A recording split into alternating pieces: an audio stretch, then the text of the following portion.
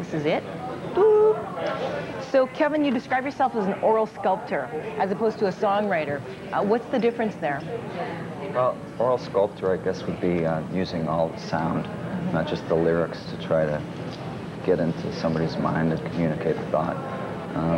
Because a lot of times music just, it'll, if it reaches you, it reaches in a spiritual place, you know, and I thought it would be good to try to bridge that gap in between just what hits your intellect, like the lyrics and the music on there. It's a different musical experience. It does feel like sculpture, in that I'm sitting there and then suddenly something will fly down from the top here from your music and hit this part of, like, within the mix, there's so many different dynamics going on. It's not hitting you at one place, but all over the place. It's good. That's the way thinking seems to be to me. I'm thinking one thought and then something else comes flying out. You take a lot of traditional rock and roll motifs and sort of microwave them into an array of different sounds. Is the process in the studio what is your production like, and is it quite multi-layered? Yeah, we use a lot of studio, and but when we record, it's not so much thinking about what we're going to do live. It's thinking about getting the best we can for the listening experience. You know, so whatever it takes. You know, if it's recording something, a guitar track, and then chopping it up with the computer, or a vocal track and treating it somehow.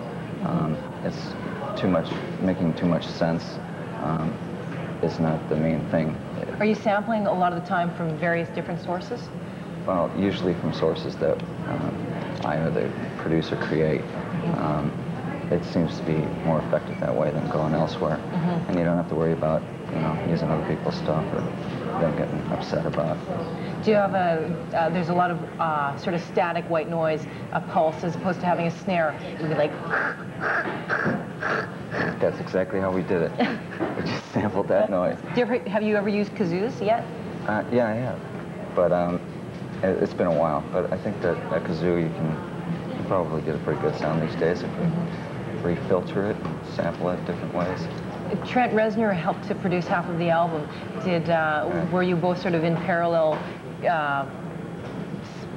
spaces musically? Did you have similar things, or what did he bring to the project that wasn't there before?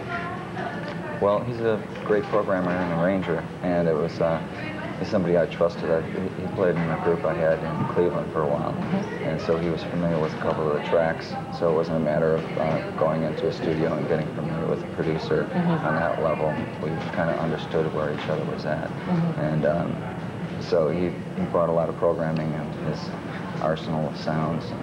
So he was somebody that I trusted as far as musical input goes, to bounce things off of the selective, you know, tracking.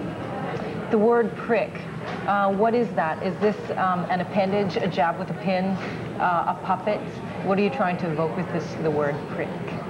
I'm just trying to get somebody to pay attention and think, just try to separate it from everything else and kind of pierce into their minds or in their hearts and give something to them or share some kind of feeling. You were saying off camera that a lot of people have been, oh my God, prick. A lot of phone calls from people that are offended by the word.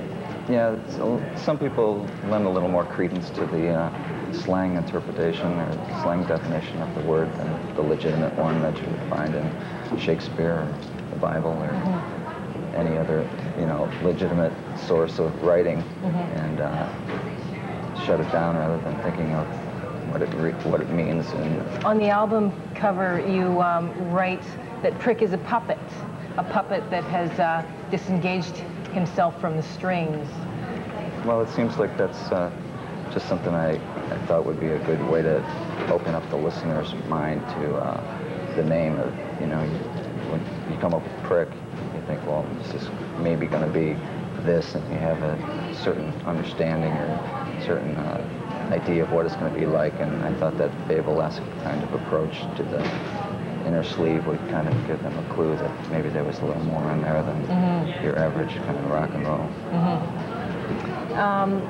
Commonly, humans are thought of as the top of the animal chain. They're kind of separate, outside of the animal kingdom. The world is our ashtray kind of thing. In the song Animal, what are you getting at? Well, I'm wondering about that exactly. It's kind of that attraction and revulsion at the same time. You know, what turns people on is sometimes the same thing that, you know, makes them inevitably sick and tired of things. You know, I mean, fur is the biggest example, I suppose. The attraction that, you know, yeah, a woman in like nothing else but fur, maybe some high heels, is kind of a seductive thing. And at the same time, you kind of wonder, well, why is that seductive? Do I want her to keep that on, or do I want her to take that off? And it's similar to meat or any, I think, just that feeling you have when you're not quite sure if it's your mind working or you're just on autopilot from some past life, or, you know, and just kind of wondering about that, and yeah, the conditioning, and who knows who has separate lives or different animals. Do they communicate and wonder about us the same way? What's your favorite animal? I suppose it's the human. The human being. Okay, let's take a look at your video. This is Animal by Prick, and they're going to be on tour in North America come the fall, so you can catch them then. Ciao.